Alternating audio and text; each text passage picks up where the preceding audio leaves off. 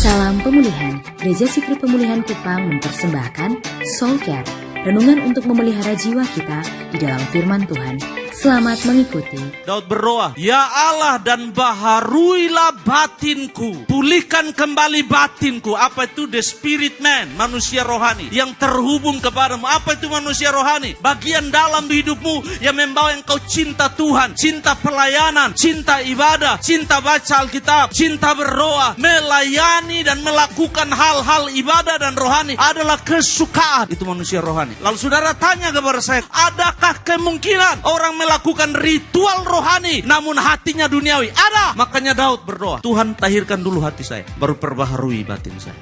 So kalau hati tidak dibaharui, dia bisa melakukan ritual tradisi agamawi secara rapi dan teratur, tapi dia sendiri tidak sedang memberi makan nutrisi terhadap manusia rohani. Kenapa? Itu hanyalah aturan yang dilakukan, disiplin yang dilakukan, ritual atau liturgi menurut bahasa kita hari ini. Makanya Daud berdoa, Tuhan perbaharuilah, jadikan baru kembali, jadikan pulih kembali kepada keadaan semula batinku, manusia rohaniku. Dengan apa? Roh yang teguh. Ingat baik-baik, engkau hanya mengalami kebangunan rohani, engkau hanya mengalami revival, engkau hanya mengalami pemulihan, engkau hanya bisa mengalahkan manusia lahiriamu kalau Roh Allah take over, ambil alih hatimu. Kalau Roh Allah menaungi hidupmu, kalau Roh Allah memenuhi hidupmu, kalau Roh Allah menguasai hidupmu, biarkanlah Roh Kudus memenuhi seluruh aspek hidupmu sehingga engkau menilai segala sesuatu berdasarkan manusia rohani, saudara. Kenapa ini penting? Daud berdoa dengan roh yang teguh,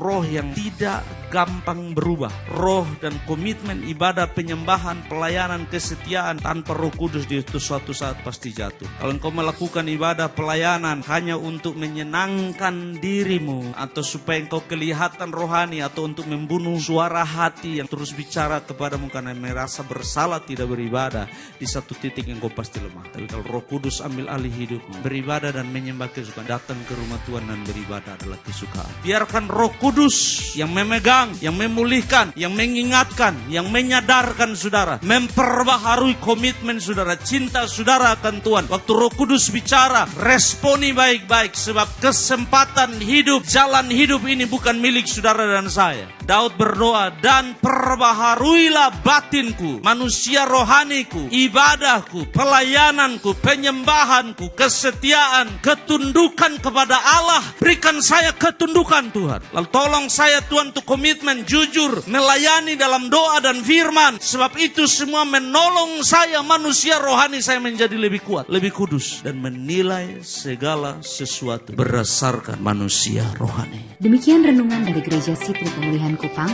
Tuhan Yesus memberkati.